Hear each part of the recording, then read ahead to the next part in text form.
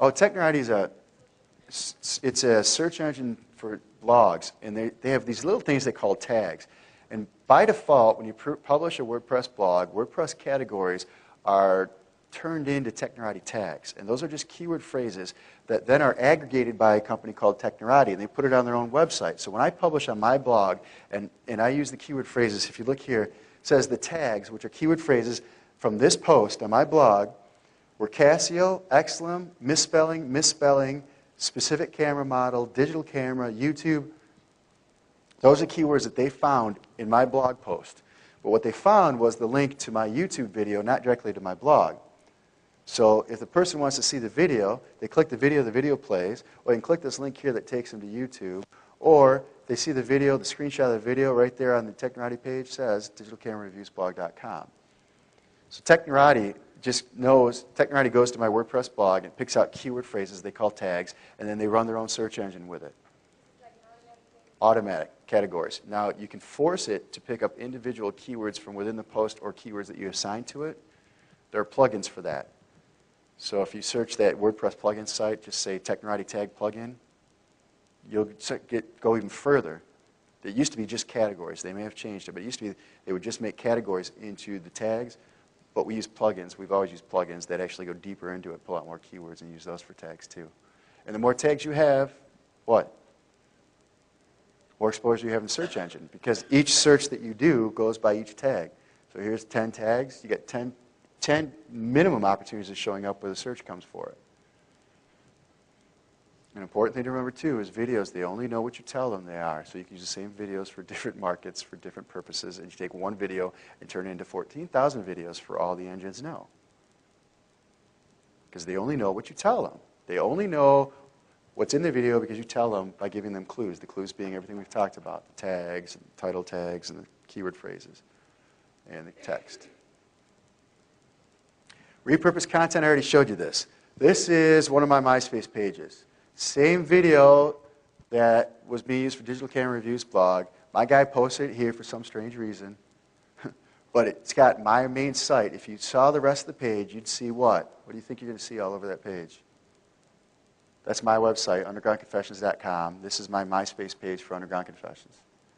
You guys got to... So that's what it is. So I just wanted some feedback saying, oh, you're going to your website. It's my website. That's the important thing is it's my website. So they come to Myspace. They see the same video they've seen on 10 other sites. But the search engines don't know it. So this actually ranks high because it's in Myspace. And I tell them it's something else. And if they come to my site, this isn't a very good match. And my guy did this. He should have put it on our electronics Myspace page or digital camera Myspace page. But he put it in, like I said earlier, he put stuff in, and it came to my Myspace page. This lead page happens to be for my own site. But when they get there are reasons why all around the video as to why they should visit my page. And that's what the whole system is all about. Raise your hand. I know that this is good stuff. I know that some clarification you might want to give on some of these things. So please ask your question. The question was, how important is it for you to update your profiles at these sites? Like at Myspace, if I build a Myspace page for capturing leads for a particular market, how important is it for me to go back and update that profile page? Very important. We found that out with Squidoo. Squidoo used to be really good, dropped hard in the rankings, because if all you did was go to Squidoo and not put any photos up, not put any content on the page, all you did was put a link up, they got smart to that. They dropped it down. So the way to get around that is you actually go in and you update your profile pages by adding pictures, links, content. Myspace has the ability to add videos to it. So we add videos to our profile on a regular basis. We also change the look and feel sometimes, but that's not, the reason isn't for that, it's just for optimizing for click-through rates type stuff. The social bookmarking sites, same thing, same concept. If it's stagnant, if it's not being bookmarked by other people, if it's not being visited by other people, same problem. Well, dig specifically. If you're talking about just the profile information, just I'm Jeff Johnson from Michigan, that's not what I'm talking about. I'm talking about pages that allow you to update the other stuff by adding more content or customizing the pages. Dig, I don't know if we optimize those or not, if we do anything that. I mean, if it's just talking about my account information, Yeah, when you create a profile on Dig, it asks you, your name, your picture, there's a space, your description, who you are. I guess I was asking, do you bother with that? Or is No, that I don't. important? Okay, But thank you. if it is of a concern, and given what else I've said about how it does on sites that you can customize, make a difference, then I'd do it. Is there a quick process map that's available, or something that we can see the relationship between how you're connecting all the blogs back and forth? Well, if you would have just paid $5,000 to attend my seminar, I guess you'd have one, but therein lies the problem. I give a lot of stuff away for free. That's how I've made my name in this business. But I just had a group of people about the same size as here come to an event where we laid the stuff out, and we're still updating that information going forward. So I can't in good conscience hand it out. I mean, you ask, I give away a ton of free stuff, but that's just not something we've done yet because we just had a seminar about it. So. Buck's asking if we can get something to you guys later. We can see. Yeah.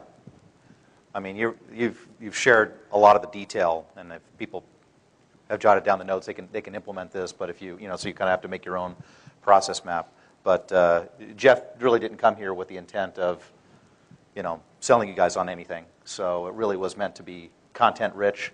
But if you'd like to have some way of getting back and getting access to the core material or coaching or something like that, maybe we can follow up later and let them know how to do that. Yeah. Okay. It's not open now. We'll work. It's not open right now? No, but okay. Sorry. All right, cool.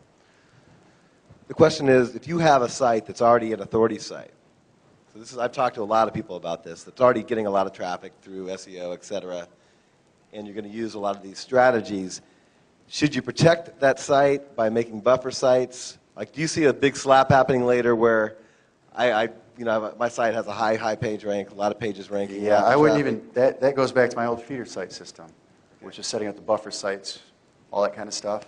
I wouldn't do it if it was your money site necessarily. And I'm not talking about spamming the engines either, folks. I mean, you can do it if you want to. It's powerful.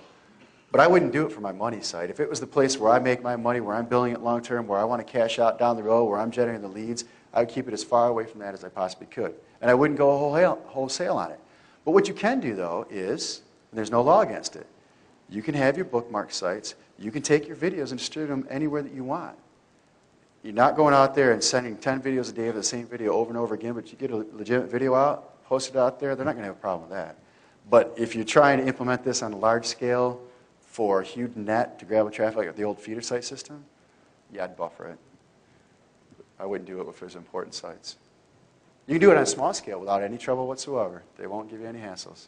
So, yeah, I'm not teaching you guys how to spam. I'm just showing you how powerful it can be. And you really should look at your own business and say, I can use it in my business, but I don't want to destroy my business with it. Seriously. Because it's not about losing a quick buck here and then losing tomorrow. From an SEO standpoint, is there any downside to getting huge traffic to a new site? So basically you start now with zero traffic, all of a sudden you do a viral contest and you get tens of thousands of visitors. Is there a downside to that? Nope. There's a couple of reasons why there's not a big downside, but it won't last long term if you're not out there actively promoting it with other methods of incoming leaks like that, and if you're not getting new content or it's just duplicate content.